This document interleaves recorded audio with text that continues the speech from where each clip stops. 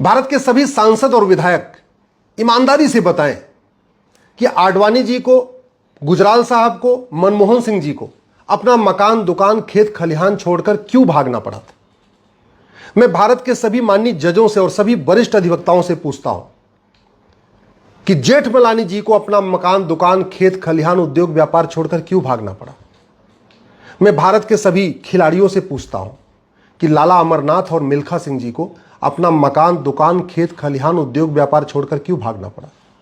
मैं इस देश के सारे लेखकों से, बुद्धिजीवियों से, पत्रकारों से, कलमकारों से विनम्रतापूर्वक पूछता हूं कि खुशवंत सिंह जी को अपना मकान, दुकान, खेत खलिहान, उद्योग, व्यापार छोड़कर क्यों भागना पड़ा था। एक बार आप गंभीरता के साथ सोचिए और यह भी सोचिए कि जिस सोच ने 1947 में भारत का विभाजन कराया था, वो सोच है या सोच खत्म हो गई या वो सोच बढ़ रही है। जिस पाक नापाक की सोच ने भारत का विभाजन कराया, जिस हराम हलाल की सोच ने भारत का विभाजन कराया, जिस पाक नापाक की सोच ने अफगानिस्तान में हिंदुओं को खत्म कर दिया, जिस पाक नापाक की सोच ने पाकिस्तान में हिंदुओं को खत्म कर दिया, जिस पाक नापाक की सोच ने मालदीव में हिंदुओं को खत्म कर दिया, जिस पाक नापाक की सोच के कारण बांग्लादेश में हिंदू खत्म होने वाले हैं, जिस पाक नापाक की सोच ने कश्मीर में हिंदुओं को खत्म कर दिया, क्या वो सोच बढ़ रही है या घट रही है। मदरसों की संख्या बढ़ रही है या घट रही है। मौलवियों की संख्या बढ़ रही है या घट रही है। मज़ारों की संख्या बढ़ रही है या घट रही है। दरगाहों की संख्या बढ़ रही है या घट रही है। जिहाद बढ़ रहा है या घट रहा है। घुसपैठ बढ़ रहा है या घट रहा है। धर्मांतरण बढ़ रहा है या घट रहा है। लफ्ज़ जिहाद बढ़ रहा है कि घट रहा है। और अगर ये सारे खतरे बढ़ रहे हैं तो भारत असुरक्षित हो रहा है या भारत सुरक्षित हो रहा है।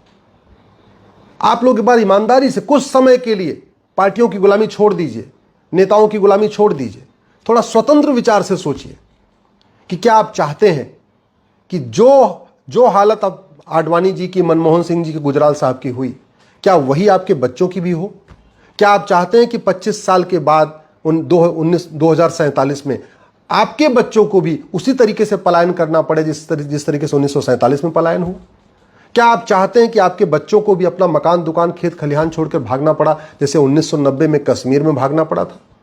क्या आप चाहते हैं कि आपके बच्चों को के साथ वही हो जो अफगानिस्तान में हिंदुओं के साथ हुआ, पाकिस्तान में हिंदुओं के साथ हुआ, बांग्लादेश में हिंदुओं के साथ हो रहा है। आंख बंद करने से डर खत्म नहीं होता। आंख बंद करने से खतरा खत्म नहीं होता। चुप रहने से खतरा खत्म नहीं होता। एक बार इसलिए कह रहा हूं, सोचिए, चिंता करिए और कुछ इसका समाधान ढूंढने की कोशिश करिए। मैं जानता हूं आम जनता के पास इसका समाधान नहीं है, लेकिन इसका समाधान संसद और सुप्रीम कोर्ट के पास है। भारत के संविधान में संसद और सुप्रीम कोर्ट को इतनी पावर दी गई है कि भारत के हर खतरे का सामना कर सकते हैं, भारत के हर खतरे से निपटने के लिए वो नियम कानून बना सकते हैं। और एक बात याद रखिएगा, भारत के लिए पाकिस्तान 1% खतरा, 1%। पाकिस्तान को तो हमारी सेना जिस दिन चाहेगी ना, चुटकियों में निपटा देगी। भारत के लिए अंदर खतरा जो है वो पाकिस्तान से 99 गुना ज्यादा है, 100 गुना ज्यादा है। और जो भारत के अंदर खतरा है उसमें जाति बात ही नहीं हो रही है। जासूसी बढ़ रही है, गद्दारी बढ़ रही है, स्लीपर सेल की संख्या बढ़ रही है, अलगाववादियों की संख्या बढ़ रही है, आतंकवादियों की संख्या बढ़ रही है, जिहादियों की संख्या बढ़ रही है, मिशनरियों की संख्या बढ़ रही है, माओवादियों की, नक्सलियों की, सबकी संख्या बढ़ रही है। 1000 बेटियां पर डे लफ्ज़ जिहाद का शिकार हो जा रही हैं। इसका मतलब क्या हुआ? साल में 3.5 लाख बेटियां हमारी कम हो रही हैं। प्रतिदिन 1,500 हिंदुओं का धर्मांतरण हो रहा है। इसका मतलब क्या हुआ? पर डे 10,000, 1,500 परिवार का मतलब 10,000 हिंदू पर डे कम हो रहे हैं। 6 करोड़ घुसपैठिए आ चुके हैं और तत्काल अगर इनको नहीं निकाला गया तो 20 से 25 साल के बाद पूरे भारत को जलाएंगे। आपका भी घर जलेगा, मेरा भी घर जलेगा, सबका घर जलेगा। जिस हिसाब से भारत में लफ्ज़ जिहाद हो रहा है, लैंड जिहाद हो रहा है, घुसपैठ जिहाद हो रहा है, धर्मांतरण जिहाद हो रहा है, इसको अगर तत्काल नहीं रोका गया तो 25 साल के बाद फिर वही होगा जो 1947 में हुआ था। 2047 में वो फिर सब कुछ वही होगा जो 1947 में होगा। 1947 में नरसंहार हुआ था, 1947 में पलायन हुआ था, 1947 में हत्या हुई थी, 1947 में बलात्कार हुआ था। ये सब कुछ 2047 में होगा अगर हमने लफ्ज़ जिहाद को रोकने के लिए कठोर कानून नहीं बनाया, लैंड जिहाद को लेकर रोकने के लिए कठोर कानून नहीं बनाया, धर्मांतरण को रोकने के लिए कठोर कानून नहीं बनाया, घुसपैठ को रोकने के लिए कठोर कानून नहीं बनाया और जनसंख्या नियंत्रण कठोर कानून नहीं बनाया। 90,000 बच्चे रोज पैदा हो रहे हैं। अपराधियों की संख्या बढ़ रही है। क्यों? क्योंकि 90,000 बच्चे रोज पैदा हो रहे हैं। जिहादियों की संख्या बढ़ रही है, क्यों? क्योंकि 90,000 रोज पैदा हो रहे हैं। गरीबों की संख्या बढ़ रही है, क्यों? 90,000 बच्चे रोज पैदा हो रहे हैं। हम बेसिक चीजों पे चर्चा ही नहीं कर रहे हैं। जो हमारे लिए खतरा है उस पर चर्चा ही नहीं कर रहे। मदरसा भारत के संविधान में कहीं नहीं लिखा है, और मदरसे बनते जा रहे हैं, बनते जा रहे हैं, बनते जा रहे हैं। वक्फ कहीं हमारे संविधान में लिखा नहीं है। 40 लाख एकड़ जमीन पे वक्फ बोर्ड कब्जा कर लिया, और जमीन वापस लेने के लिए कोई प्रावधान ही नहीं है। अंग्रेजों ने लैंड एक्विजिशन एक्ट 1894 में बना के 10 लाख से एकड़ ज्यादा जमीन क्रिश्चियन मिशनरीज को दे दिया। उनकी 99 साल की लीज पूरी हो चुकी है, उसको वापस लेने की कोई चर्चा ही नहीं हो रही है। भारत में गुलामी का नाम हटे, गुलामी का निशान हटे, गुलामी की कुरीतियां खत्म हो, गुलामी की कुप्रथाएं खत्म हो, गुलामी की पुलिस व्यवस्था बदले, गुलामी की शिक्षा बदले, गुलामी की प्रशासनिक व्यवस्था बदले, गुलामी की न्यायिक व्यवस्था बदले, इस पर कोई चर्चा ही नहीं हो रही है। बस वही सुबह से लेकर शाम तू मैं आरोप प्रत्यारोप, नूरा कुश्ती, बतौलेबाजी, तू चोर मैं सिपाही। अखबार वाले भी आपका अटेंशन डाइवर्ट कर रहे हैं, मीडिया वाले तो ऐसी ऐसी बातों पे डिस्कस कर रहे हैं जिसका धरातल से कोई लेना देना नहीं, जिससे भारत को कोई फायदा नहीं होने वाला। केवल आपके साथ एक तरह इमोशनल गेम हो रहा है आपके साथ। और आप चूंकि जो सुन रहे हैं वही सोच रहे हैं, अपना दिमाग ही नहीं लगा रहे कि यार भारत की डेमोग्राफी बदल गई। 9 राज्यों में हिंदू खत्म हो चुके हैं, 800 जिलों में से 200 जिलों में हिंदू खत्म हो चुके हैं। ये कैसे रुकेगा? 6000 तहसील में से 1500 तहसीलों की डेमोग्राफी बदल गई है, और पर डे डेमोग्राफी बदल रही है। लव जिहाद, लैंड जिहाद, धर्मांतरण, घुसपैठ, जनसंख्या विस्फोट कारण। यह कैसे रुकेगा? इस पर आप सोच ही नहीं रहे। एक बात मैं बता दूं, ये मठ मंदिर, ये धर्मशाला, ये गुरुद्वारा, ये मंदिर, ये सब कुछ अफगानिस्तान में था, सब खत्म हो गया। पाकिस्तान में भी मठ मंदिर था, गुरुद्वारा था, गौशाला थी, धर्मशाला था, यज्ञशाला थी, खत्म हो गया।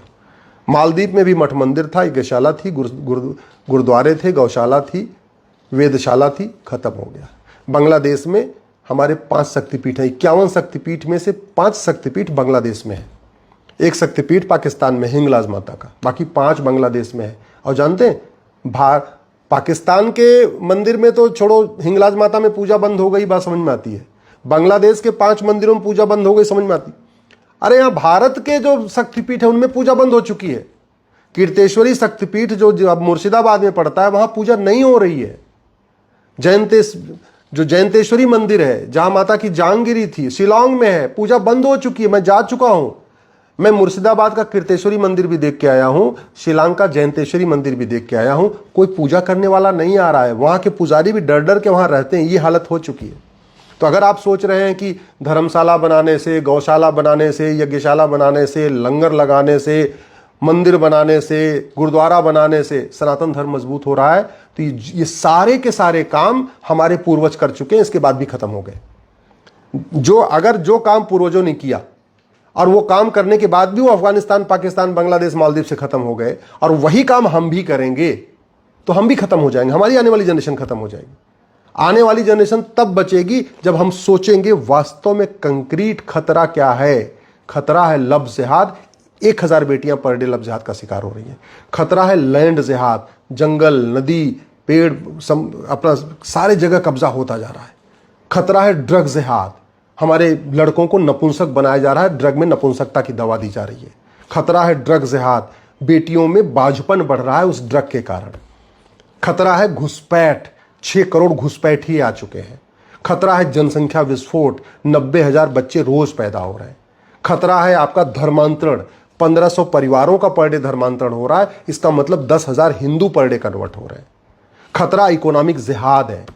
खतरा एजुकेशन जिहाद है, माइनॉरिटी के नाम पे मदरसे खुल रहे हैं। माइनॉरिटी कौन है, न संविधान में लिखा न कानून में लिखा। माइनॉरिटी होती है जिसकी जनसंख्या 100-200 हो, 1500 हो, 1,00,000-2 लाख हो। करोड़ की जनसंख्या माइनॉरिटी नहीं कहलाती। और भारत में करोड़ों की जनसंख्या को भी माइनॉरिटी का दर्जा दिया हुआ है, और खोलते जा रहे हैं मिशनरी स्कूल, खोलते जा रहे हैं मदरसा। आपको शायद समझ में नहीं आ रहा है। क्यों नहीं समझ में आ रहा है? क्योंकि आप पार्टी के गुलाम हो चुके हैं। नेताओं ने आपका मानसिक खतना कर दिया है। नेताओं ने आपकी सोचने समझने की क्षमता खत्म कर दिया है। हालत ये हो गई है, नेता, अभिनेता, लेखक, बुद्धिजीवी, पत्रकार, कलमकार सुबह से लेकर शाम तक तू मैं कर रहे हैं, बकवास की चीजों पे चर्चा कर रहे हैं। लेकिन जिस कारण से भारत की डेमोग्राफी बदल रही है उस पर चर्चा नहीं हो रही है। 90,000 बच्चे, चीन में 45,000 पर डे, भारत में 90,000 पर डे। चर्चा ही नहीं हो रही है। एजुकेशन जिहाद पे चर्चा ही नहीं, इकोनॉमिक जिहाद पे चर्चा ही नहीं, हलाल जिहाद पे चर्चा ही नहीं, लैंड जिहाद पे चर्चा ही नहीं, लब जिहाद पे चर्चा नहीं, ड्रग जिहाद पे चर्चा नहीं, पॉर्न जिहाद, पोर्नोग्राफी बढ़ा के हमारे लड़कों को पोर्नोग्राफी में डुबोया जा रहा है, अश्लीलता में डुबोया जा रहा है, हमारी यंग जनरेशन बर्बाद हो रही, चर्चा ही नहीं। बस समाजवाद, सेकुलरवाद, लोहियावाद, अंबेडकरवाद, गांधीवाद, पेरियारवाद, ऐसी चीजों पे चर्चा हो रही जिससे भारत का कोई भला नहीं होने वाला। इसलिए मैं आपसे हाथ जोड़ के निवेदन कर रहा हूं, दल गुलामी छोड़िए, सांसदों से मिलिए, विधायकों से मिलिए, कड़वा सच बोलना शुरू करिए। मीठे झूठ से भारत बर्बाद हो चुका है और अगर अभी भी मीठा झूठ कंटिन्यू रहा तो 25 साल के बाद फिर विभाजन होगा।